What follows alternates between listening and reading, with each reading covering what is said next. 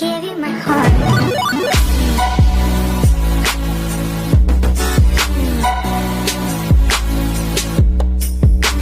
Another flood of tears rush out. I felt anger slam into me. I picked up a pen and hesitated to sign, but then I remembered the girl he laid widespread on his bed in his office and I got angry. I penned my signature in an angry slash on the paper and finished it with a flourish. I'm done with that perverse man and his unholy lusts. I shuddered at how he wanted me to lay widespread with restraints. Lizzie. Deep down in my hearts of hearts, I was quite happy at the development. It's a huge distraction that totally made my mom forget the reason she called me home in the first place. I felt sad for her, but incredibly happy for my dad, and I told him so. He was immensely relieved at my acceptance of Clara, and it made him very happy. I didn't and wouldn't dive or pry into the details of their divorce and the reason why. It's high time they separated and found happiness elsewhere. I wished my mother all the luck in the world. It's obvious my dad has moved on. I rang the bell to Ken's house. He answered on the third ring and his eyes lit up when he saw me. He engulfed me in a big hug. "Baby, let continue," I muttered. He threw me on his bouncy bed. I looked up at him in shock. He flipped me onto my belly, pausing to grip the twin halves of my behind in both hands and squeezing with a grunt of approval. "On your knees," he demanded, his voice tight. "I want to see your beautiful buttocks in the air." I didn't dare hesitate. In fact, I felt completely submissive and decadent. I'm up for anything. I simply spread my knees and lifted my backside, ready and quivering. He didn't wait a moment. There was no teasing, no readying either. No, it was a brutal assault from the start, and I loved it. His joystick pressed at my entrance, thick and blunt, and I shuddered as he rammed himself deep into my core. I groaned as the pain of being entered without warning faded into delicious fullness, the head of his joystick banging against a crazy spot up my clit. My breasts bounced hard, rubbing against the bed as he rode me hard. I was spiraling quickly, my channel gripping his joystick, milking him with feral intent. We spiraled into a daze of lust and I kept on chanting his name. Days later, I got the official invitation to my father's wedding. Max. Court, thank you for your time. Gentlemen, I think we are done here. I said tiredly, but I didn't let it show. That is a sign of weakness that will never be visible in this room of sharks. At any sign of weakness, this men will pounce. Everyone stood up and mingled, while moving towards the door. Court confidently strode to me and we shook hands. He said in his gravelly voice, "I'm glad we finalized this deal, I'm looking forward to working with you fully," he said, smiling. Same here. We chatted about a few things and we left. I own a major fragrance company and I merged with another company, Court.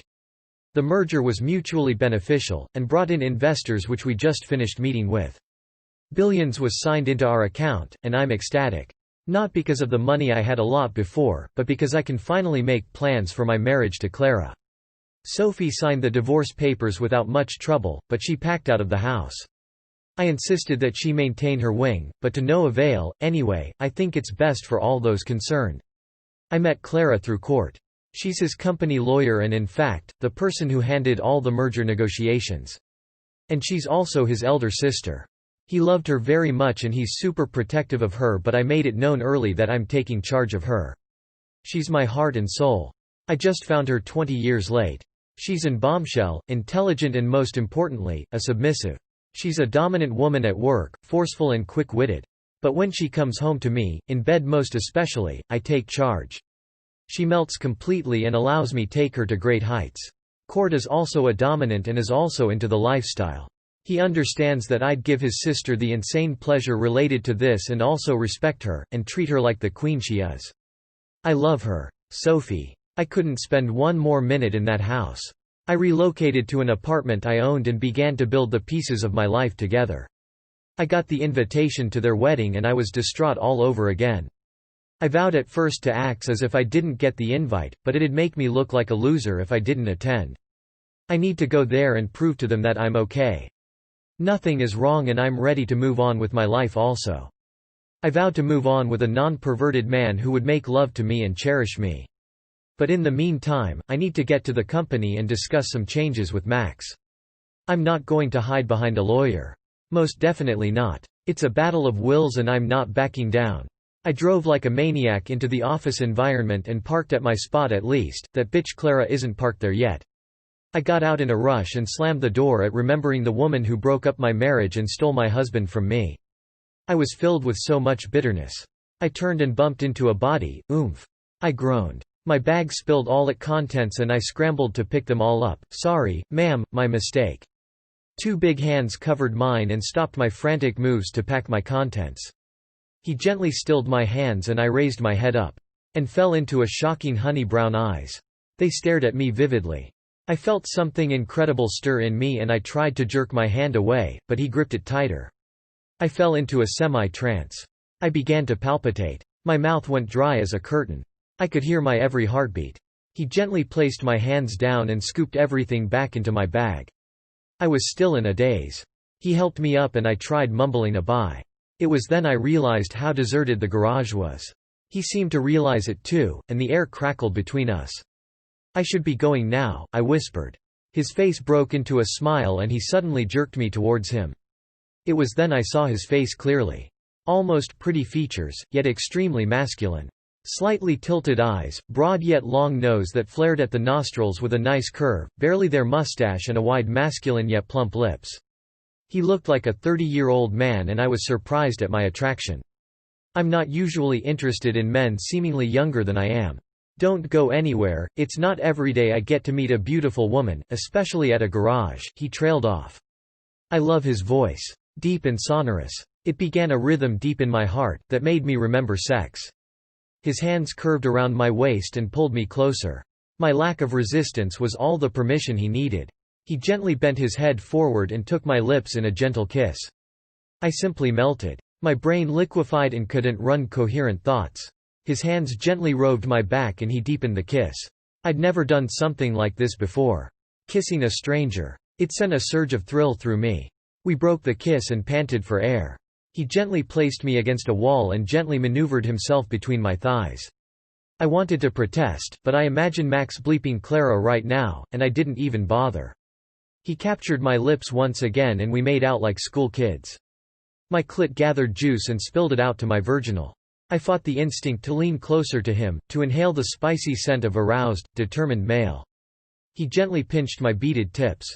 I'd love to suck this, he suggested, his voice silky smooth, heated. I trembled at the low, seductive quality of his voice. It traveled through my body, tightening my clit, making my breast swell. My entire body felt flushed, hot. Then the breath became trapped in my throat. His hand moved, the backs of his fingers caressing a trail of fire to the upper curve of my heaving breasts. He looked into my eyes, his own slumberous now, mine, he whispered. Shock hurtled through me at his words and more shocking is the fact that I couldn't deny it. I was helpless to do anything but accept it and let it sink into me, I'm royally forked. He kissed me and promised to keep in touch, leaving me in a daze. It occurred to me a tad too late that I don't even know his name, address and even number. And lest I forget, I got wetter at his mine. Lizzie. The gown fit me perfectly. It skimmed over my curves and I felt incredibly beautiful. Thank you for agreeing to be my bridesmaid, Clara trailed off. I rushed to her side and hugged her from the back. It's nothing, Clara, you look so beautiful. I felt a pang of jealousy bite me. She's perfect and looks younger than her years. She's 35 years old and her marriage to my dad is going to be her first. I can't for the life of me understand how someone as beautiful, intelligent and sexy as her having issues with men all her life. The fact remains that I'm happy for her and she deserves every happiness she can get. She held my hands and I saw tears well in her eyes. When Max told me he had a grown-up daughter, my heart filled with fear, but you are the most perfect sister I can wish for. My heart clenched at her nice words and I shushed her. We've got the rest of our lives to reminisce and cry. Today is your wedding and I don't want you to smudge your makeup. She smiles at me and I rubbed her back again. We finished dressing and the makeup artist completed her work. Mariah stood up and she looked simply glorious. Her gown is pink and silver. The silky material wrapped her curves and it was lacy. The gown train looked like a stacked flower, it matched the flower details on the gown. The photographer took great photos and all in all, it was nice. My phone rang and my heart skipped a beat. Ken was calling. I won't be able to make the wedding today, dear. I'm so sorry, work came up and I stopped listening to him and my heart fell. I'd made sure to lose a bit of weight to fit into my desired bridesmaid gown, so as to look close to perfect for Ken. I made sure to look very beautiful, so he could appreciate me and see me in another dimension. Now everything is wasted. Now, I felt tears well up my eyes. Clara noticed. I told her what dope did and she pacified me. I felt a bit better, but my spirit is down. I reluctantly left the room. I made the mistake of calling my mom's phone. Max. I tilted my tie to the left a bit, and it was perfect. I looked in the mirror and saw a very powerful man. A grown buttocks man who was about to get married. I had a flashback to how I looked in my all-fitted suit, all gangly and young, when I was about to marry Sophie. Now, I look like the exact opposite of that. I look like I can handle life as anything it threw at me. I was grateful for Lizzie though, she's the only one who made all this easy. She appreciated and accepted Clara without doubt. My heart squeezed at the thought of my wife-to-be. She's my young Sophie. For the first time in my life, I'm trying to grow the balls to ask my mystery man out on a date today. I'm slightly drunk as I've been consuming wine steadily. Max and Clara is getting married today. And I'm all alone. I need someone to help wipe my pain. To make matters worse, my daughter is fully on their side. I remembered the first day my mystery man called me. I was so horny from our garage experience, I'd laid on my bed that night, clit pulsing and gathering juices. While I shamelessly contemplated using my tiny vibrator to get myself off. I spread my legs open, while air rushed up my clit and tickled me. I got wetter. I gently rubbed my virginal with the tip of the vibrator and I flicked it on to lowest power. The vibrations shook me and I didn't realize I'd jammed it into me. My phone rang and it was a strange number.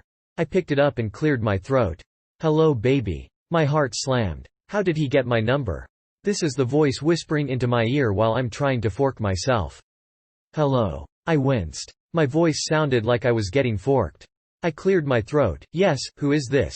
Don't pretend not to know, his voice muttered deliciously. Are you horny? Or bleeping yourself? What? I sputtered. Don't try to deny it, love. Are you bleeping yourself? Are you using a vibrator? I took in a sharp breath. Rub your clit for me, baby. Fork. I wish I was plunging into your clit. I felt wetness gush out of me like a waterfall. I squeezed my breasts and shoved the vibrator sink deeper into me. But it wasn't enough. I wish I was bleeping you. I'm sure your vibrator is not hitting your womb the right way. I heard a sharp intake of breath and realized he's also jerking off too. Come for me, baby, imagine my pore spurting up deep in you. I forked myself harder and I felt myself near it. I snapped out of my past experience when my phone rang and I picked it up. My heart clenched in pain. Hello Mom, Lizzie said in a quiet voice.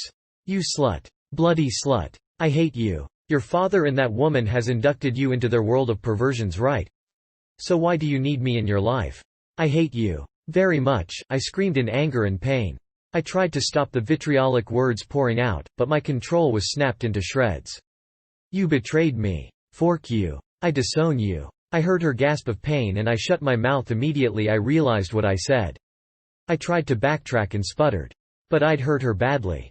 Bye Mom. And the dial tone clicked in my ears. I sat down heavily on the bed and I felt guilty. I need to find her and apologize to her. And the best place to do so is at the wedding. But still, I couldn't help my anger. I started dressing. Now, I can't message my man to tell about my life and how much I need him. I'm getting tired of our phone sex and promises of more. Well, I guess it's not today anymore. Today, I am dressed to kill. I'd attend their bloody wedding. I'm sure they'd think I'd go somewhere to hide like a loser. Oh no. I'm on so much fire. I felt the eternal flame, or should I say blaze of hatred and anger fill me at the thought of that slut. It wasn't enough that she stole Max, but she also managed to steal Lizzie to her camp. I was heartbroken when I learned that she's going to be her bridesmaid. What sort of betrayal is that? She chose that slut, over me, her mother. I smoothed the red gown and twirled in front of the mirror. I looked perfect. I got to the venue in a rush and felt a wave of anger fill me. The parking lot was filled. I didn't pull this amount of crowd on my own wedding. I wondered why people will choose to come. In my anger, I got out of the car and entered through the least crowded entrance I could see. And I saw Lizzie profile. She looked so stunning. My heart sang in maternal love, and as I moved to rush and meet her, a man pulled her out of view. Lizzie. My heart shattered into pieces. I knew deep down in my heart that my mom is the wrong person to seek comfort from when I needed it. She worsened my mood and life with those harsh words she uttered. She bleeping disowned me. On the day my boyfriend decided to disappoint me. Tears blurred my vision and I felt incredibly pained. Upon all the plans I and Ken has made. I wiped my tears and tried to get myself throughout the wedding. It was a beautiful affair and my dad looked so handsome and young, while my new mom looked stunning. I felt tears come again because I can't imagine a day when mine will come. Most people think I cried because of the wedding's perfection. I was content to make them assume that. After the bride threw the bouquet which I didn't catch, upon all the practice we'd had to make sure I was the one who caught it, I felt worse. Clara rushed to my side and commented on my dreary mien. I just tried to fake a smile and pretend I was okay. I didn't want to burden her with my issues. A huge man wrapped his hands around Clara from the back and I felt an intense lick of lust race through my blood. She turned and her smile became huge. "Court. You made it back." She hugged him tighter and she glowed. "Lizzie, this is my younger brother Court. He traveled on a trip and I assumed he wouldn't make it." She faced him. "This is Lizzie, Mac's beautiful daughter, the one I always told you about." His face broke out into a huge smile and it was like the sun broke out of dark clouds for me. His smile is spectacular and I just stood there like a love-struck fool. I couldn't gather my scattered thoughts and when he shook my hands, I literally felt electricity zip up my hands. Clara slowly stepped away and winked at me. It was then I knew I'd been set up. I loved this setup though. He's a powerful and sexy-looking man. He's made me forget my woes already. We started conversing smoothly and I could tell he's well versed in the act of wooing a woman. He gently wrapped me in the curve of his arms to provide a bit of privacy in the crowded room. We talked about a lot of things. The reception party swirled around us, but we were so oblivious to it. The attraction between us was popping and for the first time in my life, a man's voice gradually got me wet and I began to rub my legs together. This has never happened before. He began to seduce me with his voice and dropped serious hints. My already weak defense shattered. He suggested we move to a more quiet place and I agreed to that. I knew what was coming and I readily followed him. We exited the noisy reception and he gently led me through a corridor to a private suite. He knew his way around and I asked him how come he does. He told me he owned the hotel. I knew he exuded wealth, but I didn't expect him to be that wealthy. He pulled my hands through a door and he slammed it close. Then he was all over me. He pulled me against his chest and destroyed me with kisses. I melted into a puddle and I felt craze fill me. I need to forget. I knelt down and fiddled with his belt. He groaned and I could see the thick ridge of his joystick grow thicker. He pulled off the belt and I ripped his zipper open. For fuck's sake, he went commando. His joystick slapped me on the cheek and I groaned, my clit getting wetter. As I moved to swallow his joystick, he suddenly gripped my hands and hauled me up. I slammed on his chest in a oof. On my terms, baby. He bent me over the bed and shoved my gun up. He didn't even bother to off the dress. Fork, I can see your clit glistening. He rubbed his joystick against my thong-covered clit. Then I felt him give little thrusts. I could feel the band of the thong enter my clit along with his joystick and I screamed loud. He suddenly pulled it and I felt his joystick slam deep into me. My clit tried to resist his intense fullness and I tried to crawl away, but he held me down tight. Take my joystick, baby. You're going nowhere, baby. Fork. Your clit is tight. I screamed louder again. He forked me deep and screwed the hell out of my clit. Fork, drill me harder. I screamed. My clit squished loudly as he pulled out his joystick and rammed it back in deeper. This was like a slap in the face. I was shocked to the marrow. It carried me away and I think I fainted. I could feel him thrusting faster and he stiffened. He came and triggered another pour deep in me. This is the shortest yet hottest fork of my life. What is happening here? I looked up in shock. My mum was standing at the door, looking angry as fork. Court pulled out and quickly wrapped the duvet around me. My heart melted at his protective gesture. What the bloody fork are you doing here? Court thundered. Sophie. I saw the man pull Lizzie and a horrible feeling engulfed me. I felt like I knew him, though I couldn't see his face. I walked faster and tried to catch up with them, but I lost them. I turned in circles on the corridor but can't figure out where they went to. I was about giving up when I heard a scream. My heart beat faster and I wanted to die. I refused to accept the fact she was getting forked. I chose to believe she's getting hurt. The scream became louder and I traced the source. I pulled open the door and to my intense relief, it was not locked. I looked straight at the bed and I was aghast. I now wish the door was locked. I could see a joystick plowing into my daughter's clit and something close to jealousy choked me. They screamed louder and he screwed her harder. I stood there like a fool and I couldn't do anything about it. I didn't know the greatest shock of my life is yet to hit me. The man turned and I almost had a heart attack. It was my man. My garage fantasy. My fallback man, the only reason I maintained my confidence. Worse, he stared at me like he couldn't even place my face. The anger on his face was awful.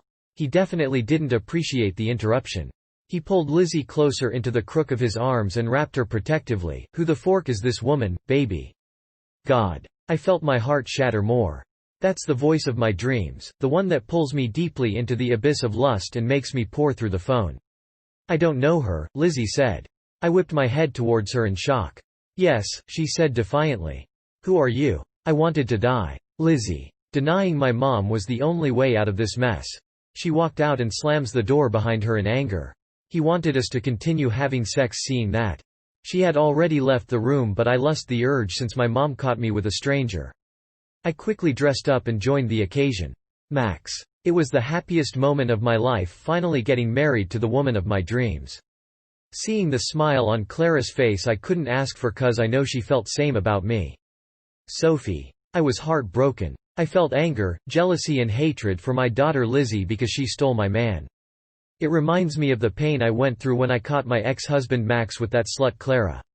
And to make it worse, my garage fantasy man denied me. He was my anchor and now I'm alone and heartbroken again. I left the wedding in anger and stumbled into a bar. Lizzie. I came out looking for my mom. I felt really bad for what I did but she was nowhere to be found. I pretended nothing happened cause I don't want my dad worried seeing that he is really happy with Clara. Some hours into the reception, my phone rang. I answered and heard a voice of a lady. It was a nurse calling to inform me my mom had an accident cause she was drunk and lost control while driving. I felt humble cause I know I was the cause of her present predicament. Clara. I was surprised when I saw Senator Anderson, the owner of a multi-billion-dollar company. Little did I know Max has such connection. Sophie. I woke up with a splitting headache. I opened my eyes to an unfamiliar environment. Where am I? Trying to get up, I was held down by a nurse then I realized I was in the hospital. I was surprised when I was told I have been in the hospital for 4 days. Lizzie. I was shocked when my mom welcomed me with such an open arms when I went to see her in the hospital. I was even more shocked when she told me to stay away from the man I was with cause he's her man. But I felt she was making up bullshit just to keep me away from him. I nodded my head in agreement to all she said so she'll be off my case. We were discharged from the hospital. My phone kept on ringing while I was with her. It was Court. I have been ignoring his calls and messages for days cause of what happened but my heart kept lunging for him. Ken is making things worse. He hasn't called for days and he's not paying attention to me. He's always busy with his work. Max. I thought I was going to have a fantasy marriage with Clara but she changed days after our wedding. She's more interested in my business and documents. We were having breakfast on Monday morning when he heard a knock on the door. To our greatest surprise, it was the police. I was been arrested for a fraud I know nothing about. Lizzie. I fell more in love with Court cause of the promises he made to get my dad out of the police custody. Sophie. I wondered why my heart still beats for this man who brought in another woman and chased me out of the house. Why am I even going to see him when he doesn't care about me? But I had to do something to get him out. Max is a nice man, he will never involve himself in fraud. Lizzie. I was surprised when I went to see Clara only to find out she doesn't care about the fact that my dad was in the police custody. She seemed different. I was deep in thought when Court's call came in. He asked me to come spend the weekend at his place. I thought it's a good distraction for me so I went. Max. I realized Clara wasn't that in love with me as I thought seeing that she barely pays me a visit in the station. She was more concerned about my business rather than getting me out of here. Sophie on the other hand has been coming to check up on me ever since my arrest. I wondered if I made a mistake in letting Sophie go. Lizzie. I felt like a queen at Court's place cause he treats me like one. He won't let me go to kitchen alone. Unlike Ken. I thought he was my world, my missing piece not until one faithful morning when I heard him on the phone speaking with Clara. He thought I was sleeping. I was shocked at what I heard. I pretended to be sleeping. He dropped his phone and went to the bathroom. I quickly picked his phone and went through his messages. Oh my God. It was all a setup. They framed my dad to get his wealth. I could not believe what I saw. I quickly dropped the phone and pretend I was still sleeping. Court made breakfast and we went to see my dad at the police custody. I felt like letting the cat out of the bag, but I don't how I'm feeling. I'm in love with Court but I can't let him get away with this. I felt like running when my mom walked in. Sophie. What is Lizzie still doing with this idiot after my warning? Is she still seeing him? I felt another anger and hatred for Max cause he is the reason for this. Lizzie. I saw the anger in my mom's eyes. I have to do something fast. I promised her never to see Court again. I quickly brought my phone out and sent her a text. I'm Lizzie. I ran to meet my mom immediately. Court dropped me. Sophie. I was surprised when my daughter told me what she saw. This was all to get Max company. And he fell for her because of his lack of control for sex. I have to do something fast. Few hours later I went to the police station to see the DPO. I was surprised to see Clara at the DPO's office. Oh my God, the police is working for her. They stopped laughing the moment I walked in. She pretended to be pleading with the police.